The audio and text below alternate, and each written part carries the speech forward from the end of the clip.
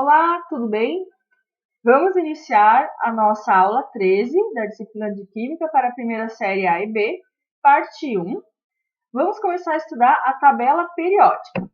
Lembrando que a gente está na frente B, unidade 2, capítulo 4 do livro. Então, a tabela periódica, hoje, ela está representada nesse formato, mas para se chegar até esse formato de tabela periódica, foram necessários estudos por vários cientistas de como agrupar os elementos químicos, qual critério utilizar. Vemos que hoje já foram descobertos a existência de 118 elementos químicos, né? E aí a gente vai estudar, então, por que cada um desses elementos estão agrupados conforme estão aqui na tabela periódica atual.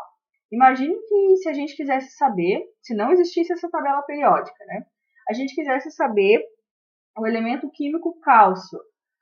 Como que eu represento ele, qual é o número atômico, qual é a massa. Hoje eu procuro aqui na tabela periódica, eu sei que ele está aqui, eu sei que o número atômico dele é 20, que a massa é 40, né, que ele é representado por C maiúsculo, A minúsculo. Então, eu sei o porquê que ele está aqui nessa coluna, nessa linha, e isso tudo a gente vai estudar, né? Mas para se chegar até aqui e montar tudo isso, houve bastante estudo. Vamos ver como que ocorreu. Então, houve a evolução, né, da construção dessa tabela periódica.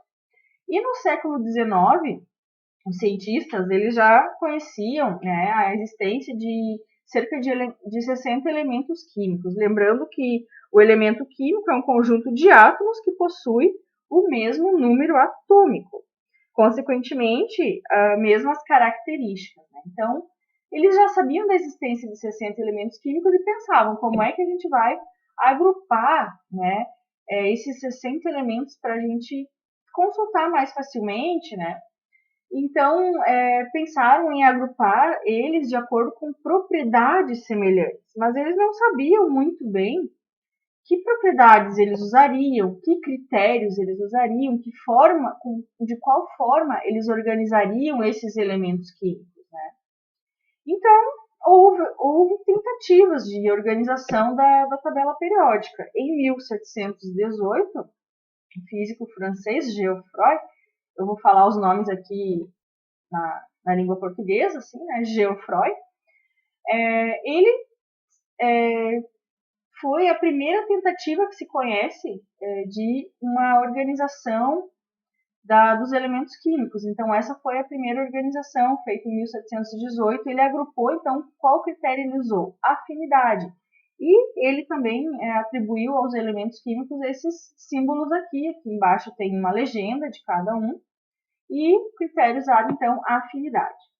Posteriormente, em 1789, o cientista Lavoisier, que é o pai da química, conhecido, né, como pai da química, ele publicou no seu livro Tratado Elementar da Química, ele publicou, então, ele procurou agrupar os elementos químicos em 4 critérios. Ele usou, então, esses critérios: elementos químicos metálicos, os não metálicos, sais terrosos e elementos do corpo.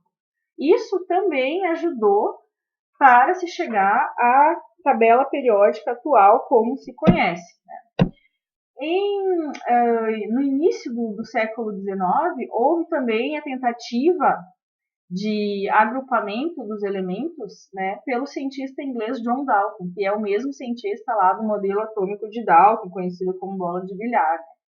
E como que ele pensou em agrupar os elementos? Né? O critério que ele usou foi a ordem crescente de massa. Então, aqui foi um esboço da tabela periódica dele.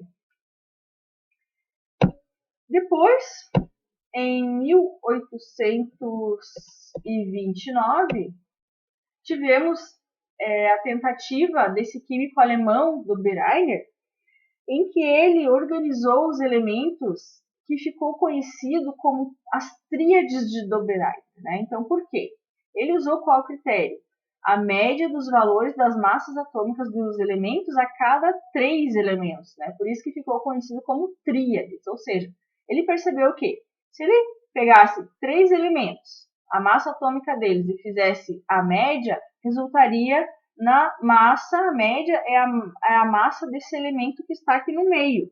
Então, por isso, ele propôs esse modelo e ficou conhecido como tríades de Dobereiner. Esse modelo, né, ele tinha falha em elementos que possuíam massas atômicas muito altas.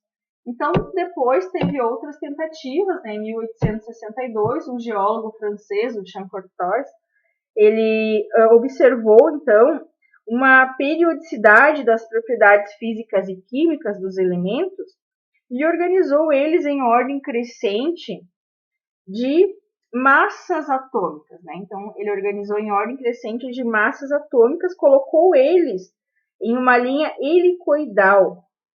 E isso aqui foi conhecido, esse modelo, então, proposto por ele como parafuso telúrico de Jean-Cortois, né? Ele não teve tanto sucesso nesse modelo, porque essa regra aqui proposta por ele, ela não era aplicada em elementos que possuíam elevadas massas atômicas. Então, posteriormente, também, em 1864, teve uma outra tentativa que ficou conhecida como Lei das Oitavas de Newlands, que é um químico britânico, né? Então, ele propôs o quê? Ordenou os elementos químicos com as propriedades semelhantes em grupos de 8, conforme as notas musicais, né? As notas musicais. Então, colocou aqui a primeira oitava, a segunda oitava, e ficou então conhecida esse modelo dele como Lei das Oitavas. Também esse modelo dele não encontrou grande receptividade entre os químicos da época, né? Até porque essa classificação ela funcionava até o elemento químico cálcio. E a partir dele já apresentava algumas contradições. Então, esse modelo ele não foi muito aceito, né?